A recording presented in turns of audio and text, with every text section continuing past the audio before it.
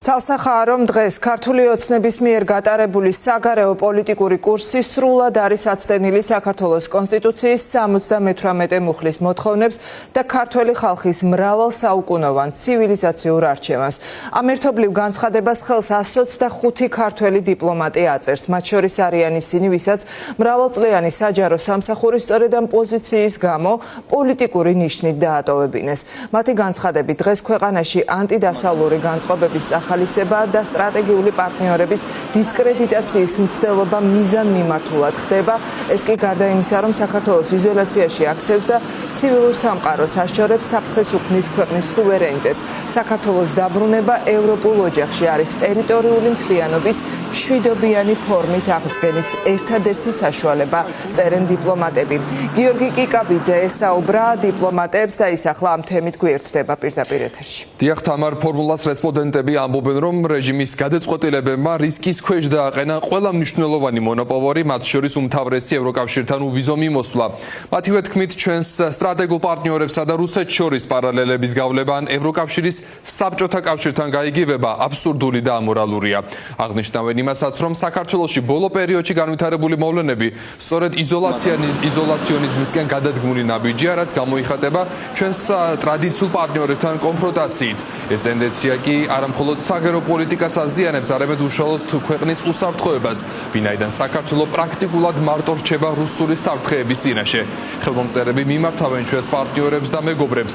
შეინარჩუნონ საქართველოს საკითხი პოლიტიკურ დღის წესრიგში, ასევე გაითვალისწინონ საქართველოს მოქალაქეების უმრავლესობის ნება და გააგრძელონ ჩვენი თავისუფლების, ტერიტორიული მთლიანობის და ევროპული პერსპექტივის მხარდაჭერა. საქართველოს ბევრი თაობის პოლიტიკოსის თუ დიპლომატის მცდელობა, რომ ქვეყნის ევროინტეგრაცია მისული იყო წარმატებამდე, ამ რეჟიმმა შეაჩერა მაშინ, როცა ამის ყველაზე მაღალი შანსი გაჩნდა, როცა ევროკავშირმა რეალურად დაიწყო კარის გაღება. შესაბამისად, ფორმალურად დაიხურება ფაილი, რაღაცა შეწყდება თუ არა, ფაქტია, რომ დღეს საქართველო ევროკავშირის გზას აღარ ადგას, მაგრამ კიდევ უფრო უარესი საქართველოში დღეს შენდება დიქტატურა. დავკარგეთ პარტნიორები და მოვექეცით ისეთი იმპერიული მეზობლის გავლენის ქვეშ, რომელსაც საქართველოსთან მიმართებაში აქვს მარტო ცუდი ზრახვები. წელი გავიდა უკვე იმ მომენტიდან, როგორც კი საქართველოს ეგრეთ წოდებულმა მთავრობამ შეაჩერა საქართველოს ევროკავშირში გაწევრიანების პროცესი. მათ მიერ ვრცელდებოდა ძალიან ბევრი ტყუილი, ერთ-ერთი ტყუილია ისეთი სრულად წარმოუდგენელი იყო ის, რომ თურმე ევროკავშირის წევრობის მაგივრად ევროკავშირი თუ deep state თუ რაღაც გავსი თხოვდა საქართველოს ომში ჩაბმას.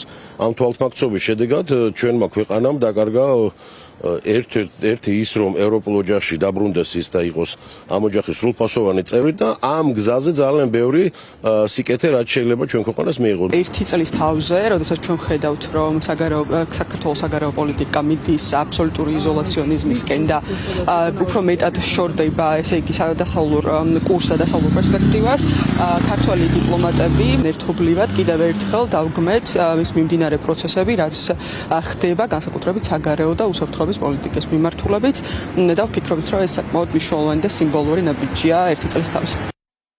ქართული ოცნება კი პარტნიორების ლანძღვას არ ეშვება. ელჩების დისკრედიტაცია პარტიაში პაპუაშვილთან ერთად კალაძესაც აქვს დავალებული. ივანიშვილის ერთ-ერთი წარმომადგენელი ამჯერადაც თავს პეტერ ფიშერს დაესხა, დიპლომატს, რომელიც რეჟიმის ანტიდემოკრატულ ქმედებებში მუდმივად ამხელს რეჟიმს. გაგახსენებთ, რომ სწორედ გერმანიის ელჩმა თქვა, რომ გაფართოების მიმართულებით საქართველოს ფაილი დაიხურება. ეს გზავნილი კი ნიშნავს, რომ ჩვენი ქვეყანა ვერ გაწევრიანდება ევროგაერთიანებაში ამოცემულობით და ივანიშვილის მმართველობის პირობებში. ბატონმა ფიშერმა რა ვიცი ხა თავი დაანებოს პოლიტიკურ პროცესებში ჩარევას და მიხედავს თავის საქმეს და მიხედავს თავის ქვეყანას. ორმაგის სტანდარტის აი საუკეთესო მაგალითი აგერ აი ელჩი, არ ვიცი ელჩი დავარქვა თუ რა დავარქვა ამ ადამიანს, თავისი ქმედებებით ელჩის გარდა ყველაფერია.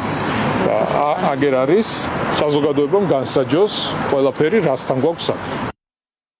ცნობისთვის ევროკავშირის საბჭომ ვიზა ლიბერალიზაციის შეჩერების აქტს ხელი ოფიციალურად უკვე მოაწერა. ევროკავშირს საშუალება ექნება უფრო მარტივად შეუჩეროს უვიზო მიმოსვლის სტატუსი ქვეყანას, თუ ის ევროკავშირის სავიზო პოლიტიკასთან თანხვედრაში არ მოდის. ამასთან ვიზა ლიბერალიზაცია გაუქმდება, თუ მესამე ქვეყანასთან ევროკავშირის ურთიერთობა გაუარესდება, მაგალითად ადამიანთა უფლებების უხეში დარღვევის გამო. არ არის გამორიცხული ისტორიაში პირველად საქართველოს გახდეს კანდიდატის სტატუსის მქონე პირველი ქვეყანა, რომლის მიმართაც ეს მექანიზმი ამოქმედდება.